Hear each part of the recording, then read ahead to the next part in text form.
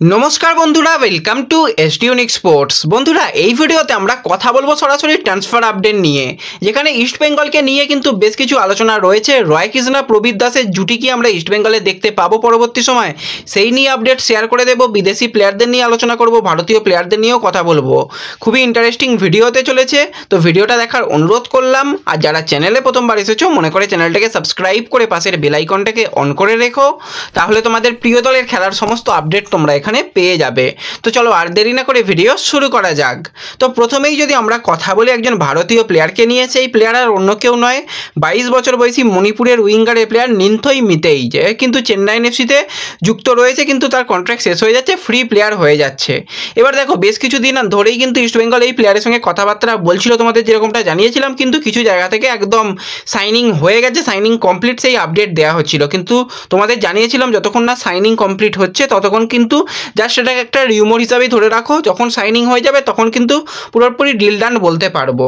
তো এই মুহূর্তে আজকের দিনে দাঁড়িয়েও কিন্তু এই নিন্থই মিতের সঙ্গে কোনো রকমভাবে সাইনিং কমপ্লিট ইস্টবেঙ্গল করতে পারেনি, এবং যতটা জানা যাচ্ছে আইএসএল এর ফাইনাল ম্যাচ হয়ে যাওয়ার পর কিন্তু নিন্থই সে সিদ্ধান্ত নেবে জানিয়েছে, কারণ তার কাছে আরও বেটার অফারও রয়েছে অন্যান্য ক্লাবের তরফ থেকে।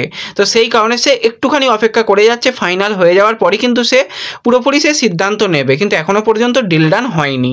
তো এরপরে যে প্লেয়ারদের নিয়ে কথা বলবো, দুজন প্লেয়ারকে নিয়ে কথা বলবো। তার মধ্যে প্রথম প্লেয়ার হচ্ছে 30 বছর বয়সী বাঙালি রাইট ব্যাকের প্লেয়ার প্রবীর দাস, আর একজন হচ্ছে রয় কৃষ্ণা। তো প্রথমেই যদি আমরা একটুখানি প্রবীর দাসকে নিয়ে কথা বলি, তো কালকে মোটামুটি একটা বড় মাধ্যম থেকে একটা প্রবীর দাসের ইন্টারভিউ নেওয়া হয়েছে, সকলে দেখে নিয়েছো, কোনো রকম অসুবিধা নেই। এবং সেখানে প্রবীর দাস জানিয়েছে যে সে মোহনবাগানকে ভালোবাসতো, মোহনবাগানের প্রতি তার আবেগ অনেক রয়েছে। সত্যি আমরা দেখেছিলাম যখন প্রবীর দাস তার শেষ ম্যাচ মোহনবাগানের জার্সি গায়ে খেলেছিল, প্রবীর দাস কিন্তু মাঠের মধ্যে অনেকক্ষণ একা দাঁড়িয়েছিল, যে এই যে পরিবেশ, এই সমর্থকদের ভালোবাসা, এটাকে কিন্তু সে খুব এনজয় করতো। কিন্তু কালের নিয়মে তাকেও দল ছাড়তে হয়েছে। বেঙ্গালুরুতে গিয়ে কিন্তু গত সিজনটা খুব ভালো গেলেও এই সিজনে কেরালার হয়ে একদম ভালো যায়নি, মাত্র 8টা ম্যাচে সুযোগ পেয়েছে, তারপরে ইনজুরি, অনেক রকম সমস্যা হয়েছিল, সাসপেন্ড হয়েছিল। তো সমস্ত মিলিয়ে মিশিয়ে কিন্তু প্রবীর দাসের সময় খুব খারাপ গেছে। তো প্লেয়ারদের কোনো সময় ভালো কোনো সময় খারাপ যায়, সেটা স্বাভাবিক ব্যাপার। এবার তাকে জানতে চাওয়া হয়েছিল যে বাংলার আরও যে দুই প্রধান পরবর্তী সিজনে খেলবে, কারণ ইস্টবেঙ্গল খেলছে, মোহামেডান আসছে, তাদের তরফ থেকে অফার এলে সেই ক্লাবে তার আসার সম্ভাবনা কতটা রয়েছে। তো প্রবীর জানিয়েছে যে তার কাছে ইস্টবেঙ্গলের অফার এসেছিল, কিন্তু সেই ইস্টবেঙ্গলের অফার রিজেক্ট করেছে। এবার এখান থেকে অনেক রকম জল্পনা তৈরি হয়েছে যে এই সিজনে প্রবীর দাসকে নাকি ইস্টবেঙ্গল টার্গেট করেছিল।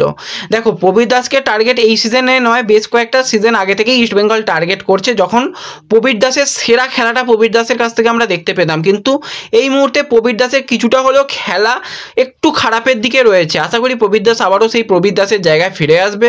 বাঙালি প্লেয়ারদের সবসময় আমি পাশে থাকি, কেউ থাকুক আর নাই থাকুক, আমি থাকি, সে যে রঙের জার্সি পরেই খেলুক না কেন।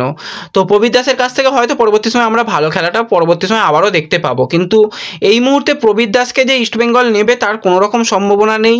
এবার প্রবীর দাস এই সিজন, মানে যেই সিজনটা শেষ হয়ে গেল, মানে হতে চলেছে, সেই সিজনের কথা, নাকি তার আগের সিজনের কথা, নাকি যেই সিজনটা আসছে সেই সিজনের কথা কিন্তু উল্লেখ করেনি। তো প্রবীর দাসের ব্যাপারে এখন ইস্টবেঙ্গল যাচ্ছে না, কিন্তু ইস্টবেঙ্গল যে প্লেয়ারটার দিকে যাচ্ছে বা একটা ইনকোয়ারি চালানো হয়েছিল, কারণ সেই প্লেয়ারকে নিয়ে রীতিমতন টানাটানি হবে নেক্সট সিজনে, আমরা বুঝতে পারছি। সেটা হচ্ছে 36 বছর বয়সী ফিজির সেন্টার ফরওয়ার্ডের প্লেয়ার রয় কৃষ্ণা। কারণ রয় কৃষ্ণার এই সিজনে পারফরমেন্স, ব্রিলিয়ান্ট পারফরমেন্স, গত সিজনটা তারও খারাপ গিয়েছিল, খুব একটা ভালো কিন্তু বেঙ্গালুরুর হয়ে যায়নি। তো এই সিজনে 38টা ম্যাচে 15টা গোল, 6টা অ্যাসিস্ট, আর যেরকম রয় কৃষ্ণা খেলেছে, খুব ভালো ফুটবল রয় কৃষ্ণার কাছ থেকে আমরা দেখতে পেয়েছি। এবার রয়কেও কিন্তু সেই ইন্টারভিউ সেরকমই করা হয়েছিল, তাকেও জানতে চাওয়া হয়েছিল যে সে কি আবারও ফিরতে পারে কলকাতায়। তো রয় জানিয়েছে যে এখন পুরোপুরি তার জন্য সিজন শেষ হয়ে গেছে, সে দেশে ফিরে যাবে, দেশে ফিরে গিয়ে ফাইনাল সিদ্ধান্ত নেবে। তার কাছে বিদেশি ক্লাবেরও অফার রয়েছে, কিন্তু সেই ইন্ডিয়াতে এখনও খেলতে চায়, এখনও বেশি অনেক কিছু তার প্রমাণ করার পালা বাকি রয়েছে, সেগুলো করতে চায়। তো ইস্টবেঙ্গলের অবশ্যই একটা ইন্টারেস্ট তো রয়েছে, কিন্তু ইস্টবেঙ্গল 3 থেকে 4 জন আইএসএল এক্সপিরিয়েন্স প্লেয়ারের সঙ্গে কথাবার্তা বলছে।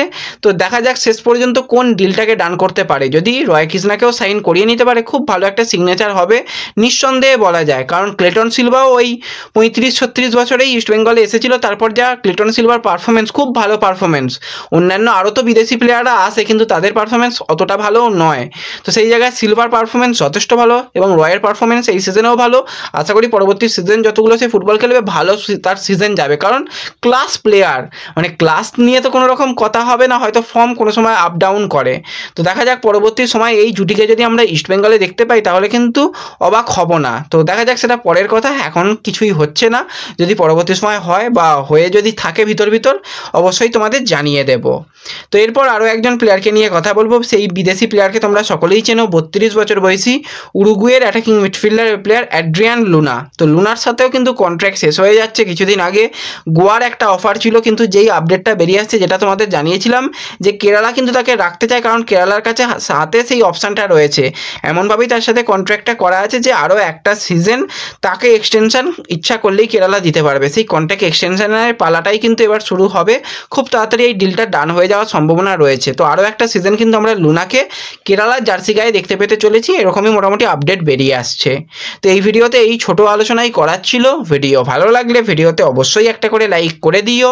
চ্যানেলে যারা প্রথমবার এসেছো চ্যানেলটাকে সাবস্ক্রাইব করে নিও। ফেসবুক পেজ থেকে ভিডিও দেখলে ফেসবুক পেজটাকে ফলো করে নিও এবং ভিডিও একটু সকলের সঙ্গে শেয়ার করে দিও। তো দেখা হচ্ছে পরবর্তী ভিডিওতে। ধন্যবাদ।